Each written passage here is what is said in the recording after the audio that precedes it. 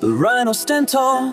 With every episode, we break down the wall. Through laughter and pain, we share every dream. In this podcast flow, we read the ultimate team.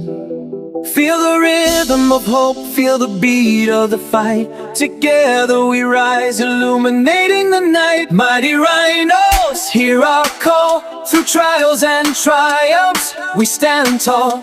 In this podcast journey, we find our way.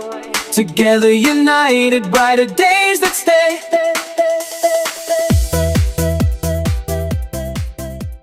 Welcome back to a Mighty Rhinos podcast. Welcome back to the Mighty Rhinos podcast. Leeds Rhinos versus Wakefield Trinity. Was a very, very good game. Very good game. Not the result I expected, I'll be honest. You know, we did make it difficult for ourselves at times. We pretty much did play very well with the attack sort of side of things. We were 14-0 up within the first 10-15 minutes. I thought we were sensational. I just thought we were really good in attack. Then I think we dipped a little bit. I think we let Wakefield come back in it. I wouldn't say let them back in it. They were always knocking at the door. It would just, you know, his defense kind of creaked a little bit after a while. And you know, they did so well to get back in the game. I thought that Myers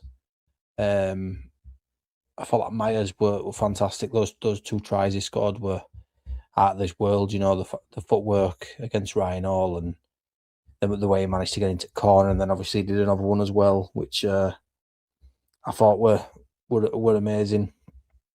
You know, very, very unlucky not to get an hat-trick, to be fair, but lad, he got knocked into touch, didn't he? So he's got a bright future.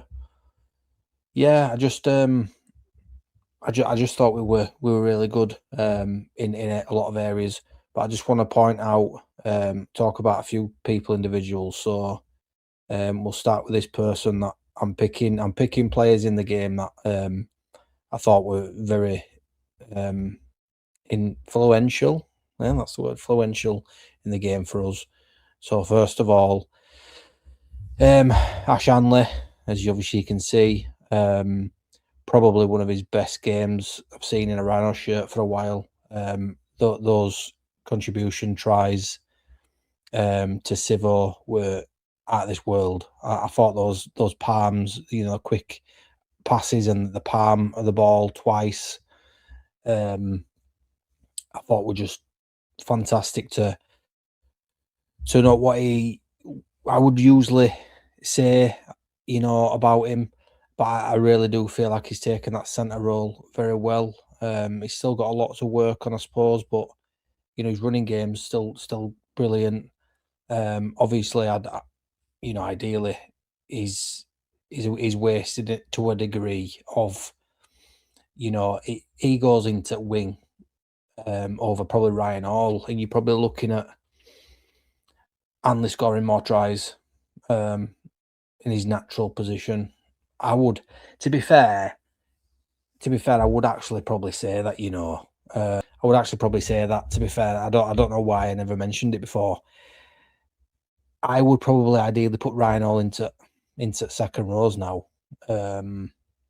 just to give him a rest, because you're expecting so much as a winger. You are. I expected so much as a winger, and he ain't got the legs for it now, you know. And I'm not slating him, you know. He's still a quality. He's still the world's best English winger, in my opinion.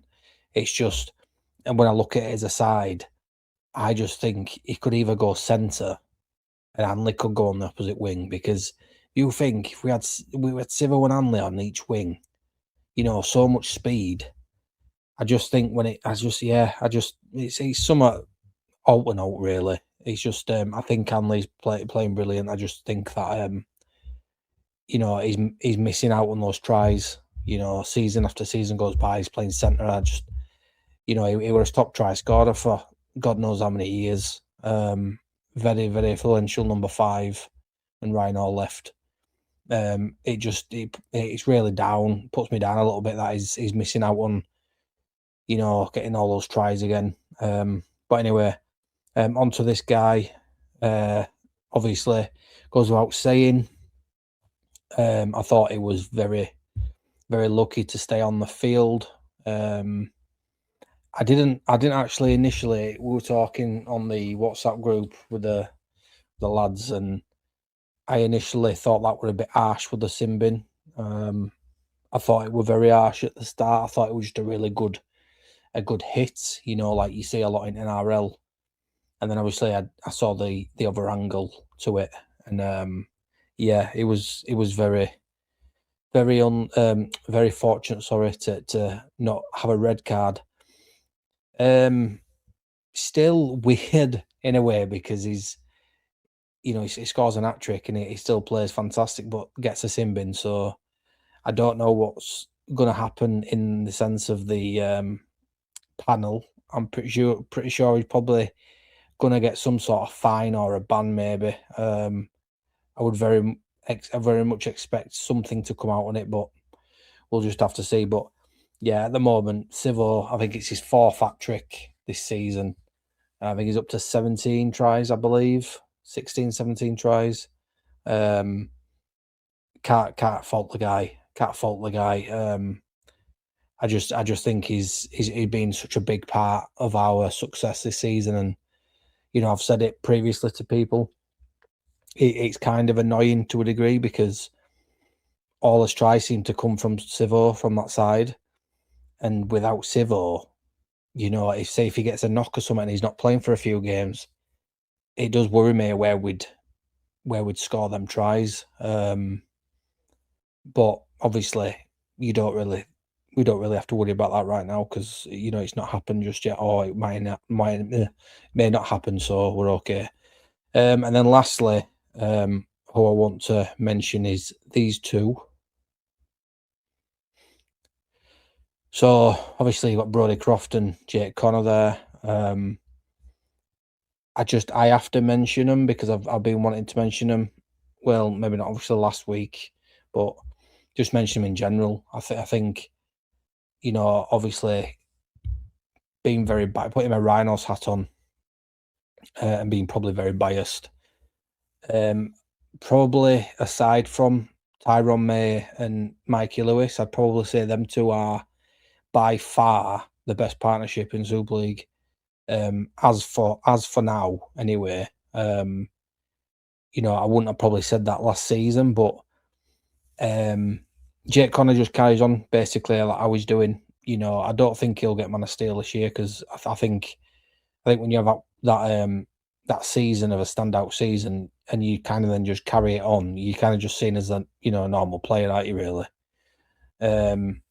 but he's carried basically for me. He's kind of carried on the same as he was, and I think the reason why he's not standing out as much as he probably did last year is because this guy on the left, Brodie Croft, has stepped up the plate like hell. And I would not have normally said that.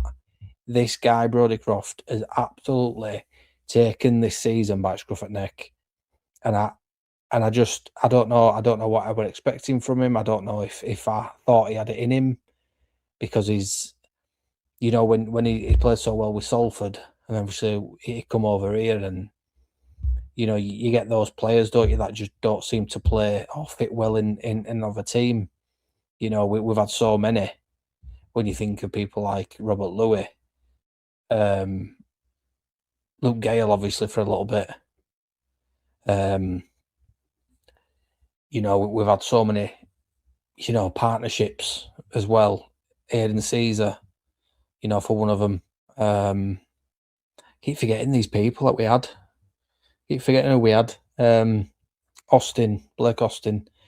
That's so many, obviously. And then it comes kind of down to this. He's got two really, really good partnerships there. And I just think Brodie Croft's just been at this world. Just think he'd been really out of this world. You know, considering he's right behind Sivo in tries, I just think that's ridiculous. But can't fault him. Can't fault him at all. I think he stands that he keeps playing out like that. Who knows? Who knows what'll happen in the season? Because, like I say, very much like Tyrone May and Mikey Lewis, I think when they both play together like that, they're a storm to be reckoned with. Because not many teams are going to be able to handle that. Jake Connor's kicking game, goal kicking, because his goal kicking is decent. Brody Croft's running game's just gone skyrocket. Do you know what I mean? His running game's just really, really took off. So obviously that's it for the players really that stood out. It's like a new segment I'm going to start doing anyway, just to kind of give you some visuals, and it makes it look a little bit better that I'm showing things, I suppose. But yeah, that's kind of it for there. And then obviously I'll go on to another section that I'm doing, which is questions and answers. If everybody wants to give me a question, ask me a question, sorry, or whichever, you know, just kind of, even if it's just general Leeds Rhinos predictions or like that, what you think I think of the season so far, or where I think we'll go in the season. You know, I'm open to that conversation. And obviously, you know, keep liking and subscribing, as you can see on the screen. So yeah, just in the game itself, I thought it was a very good spectacle. I did predict we'd win. I did actually say we'd win by maybe 18 points. So it probably did work out more or less, I suppose, like it did, I suppose. 40 points to 22 it ended. We do like these 22 points, don't we? How we conceded with Huddersfield as well, so it seems to be an ongoing thing at the moment. But we also are doing well to get in the 40s in matches recent, so you can't have them all, can you? Excuse me. But our points difference at the moment of 192 is what it is, isn't it? When you consider Saints are second and they're on 50, you know, it's crazy. It's crazy. I think Warrington's points difference is a lot better than Saints, but it's not obviously better than ours. So we just kind of keep going like we are. I think it's just brilliant that we're actually up there for a change. Do you know what I mean? It's mad. It's mad. But yeah, I thought Wakefield brought it like I knew they would. I thought some decisions were a bit iffy. I'm even trying to remember where some of them were a bit iffy. I thought Kendall. I'm sure it was Kendall who were reffing. Chris Kendall. He had a couple of awful decisions, I thought. No, realistically, you know, that'd irritate me like really badly. I thought overall it were probably a decent ref game. I think it's like it don't just go on this game. I suppose it goes on mostly all games in general. I just think like this video ref thing just really does me head in. Video ref thing really does me head in. I were all for this try, you know, trying corner or whatever, and then it, you know, they're celebrating, and then it goes into back play, and then they're talking about if it's a try or not. I liked it at the beginning. I don't think I like it now. I don't think it's supposed to speed the game up, but for me, it doesn't. For me, if it's a try, it's a try. It's done. Do you know what I mean? It just keeps everything into interpretation, doesn't it? Like it's not a try because we're waiting 5 minutes for another decision. Well, if it's not a try, then send it to video ref for me, because you score this try and then it's going on in back play, and then he decides if he's not happy, then he goes to video ref. just do video ref from start. That's how I kind of see it. I think it's slowing the game down, in my opinion. But that's something I'll probably talk with the lads this week on the other pod. Kind of see what goes on with that one. But yeah, just in general, I just thought it was a good strong performance from Leeds. We've got this week off now, with the Challenge Cup semi-final coming up. So, we've got a few bodies we can rest up. I don't realistically think we've had that much. I mean, I know Brody went off, I think, for an HIA, but I'm pretty sure he was fine. I don't think we've got realistically any injuries, in that game. I think we were pretty unscathed. So, apart from maybe the Sivo getting a ban, maybe a fine, I don't know. I also don't agree with the sin bin on Bird. I do probably say fine him for throwing the ball out. Fine him. I don't see that our that's worthy of a sin bin, but that's just me putting my bias stat on. It's a penalty. It's probably a fine. I wouldn't say it was a sin bin. I thought it were a bit harsh. Because it won't realistically stopping anything. Do you know what I mean? Another ball gets thrown on, it's not really the end of the world. But yeah, I'd fine him just for the sake of finding him, just saying, you can't do it. But I thought a sin bin was a bit harsh. I thought putting us to that pressure. And not only that, like I say, the fact that when Wakefield actually came back into the game, we weren't realistically, we didn't really have a 13, an actual full 13 for a good majority, because when one was still, I think when Sivo was still off, Bird went off. The thing is as well, when I'm looking at it through the stats and stuff, and it doesn't seem to say it, which is really weird, but I'm pretty sure, didn't we have Hanley sent off as well for a sin bin? I'm sure we had 3 in that game, and I can only see it saying 2. So for me, that's wrong in that, because I'm sure Hanley got sin bin for pulling a player back when he scored, or tried to score, sorry, and he got sin bin for it. So yeah, professional foul. So yeah, I'm pretty sure I'm right there. So yeah, it were Bird, Sivo, and Hanley who got sin bins.